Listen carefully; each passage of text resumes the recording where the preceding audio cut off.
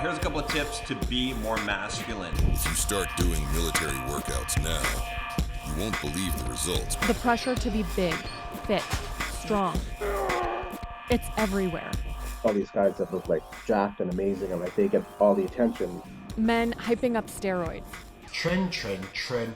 It's the most popular steroid that everyone seems to be talking about. Social media is a huge factor in all body image and body dissatisfaction. But there is a dark side to this growing influence of steroid use. Can be every bit as destructive as the street drugs like cocaine. Potential side effects you could run into. We saw the physical effects. We didn't see the psychological effects as much. He made a really, really bad choice.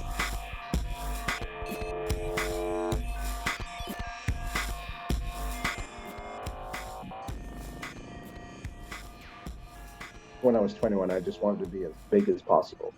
We are not revealing Andy's real name because he's worried speaking about his steroid use will affect his career. I want to say about 85% of the people I know are on it. Still, they are an open secret at his gym. Do guys on the floor, ask each other about steroids? Yeah, I think most of the guys that are on it know that when someone else is on it. Like obviously if you see someone gain 20 pounds of muscle in a month, you're like, hey, that guy's probably on stuff. He alters doses and steroids based on a plan he's built from online research. Physically, obviously, I'm a lot stronger. I look a lot better. Emotionally, it's definitely blunted me a little bit. Like it's hard to feel emotions when you're on a ton of hormones. But it's just after that first cycle, I just saw such a drastic change in my quality of life that it seemed almost stupid to come off permanently.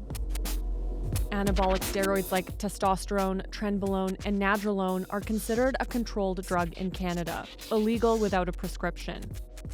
Are you worried at all about the legality of using anabolic steroids? Not really. I wouldn't say it's legal, but it's almost just kind of accepted at this point.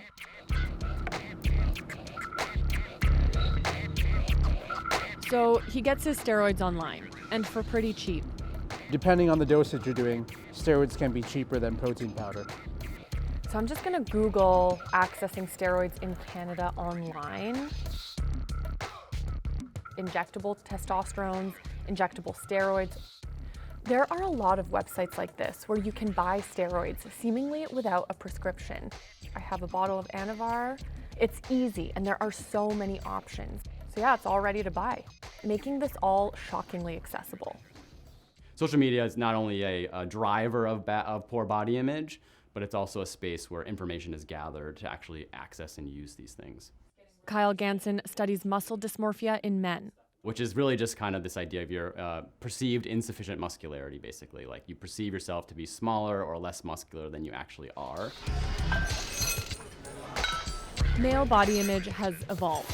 And for some, it's no longer about the bulging biceps of Arnold or Sylvester.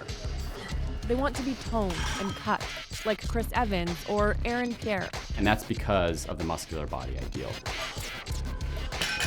Perpetuated in society, you need to look this way. And they go to extreme lengths in order to become, bigger, and that might be anabolic steroid use. One of Ganson's recent studies found that up to 25% of users had symptoms of dependence. They can really affect almost every system of the body, cardiovascular, neurological, endocrine, et cetera, et cetera, et cetera. Andy says he hasn't experienced any serious side effects, but he does admit it is hard to stop taking steroids.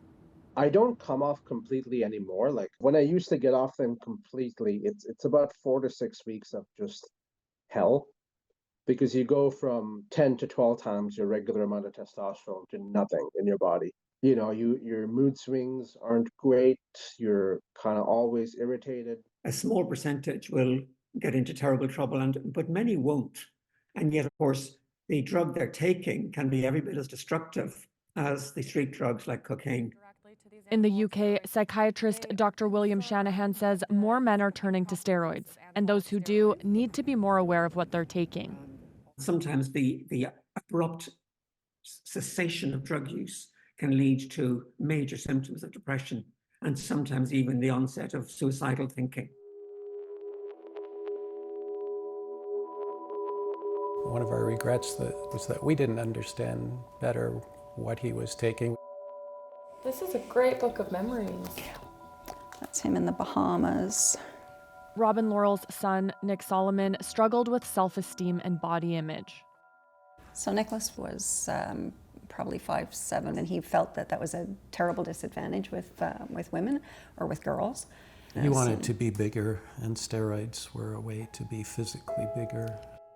He was trying to get off those steroids, but his family says no one warned him enough about withdrawal. You know, I think when he started wanting to stop, it was because he wanted to have kids and he knew they could be impacting his fertility. What do you think? Oh, I just remember barbecues out here with everybody. Yeah. Can you break down the link between anabolic steroid use and Nick's mental health as you understand it? There's just no question in my mind when he stopped buying them, you know, he was having more struggles and more lows. We just think that he'd become more emotional and vulnerable. One of the things in the message that he left us was that he couldn't take the lows anymore. Nick died by suicide last year at 33. The link between Nick's death and steroid use is still not clear. His family has so many questions. The psychological effects include depression. I wished we'd known. I wished we'd found half of this while he was still here.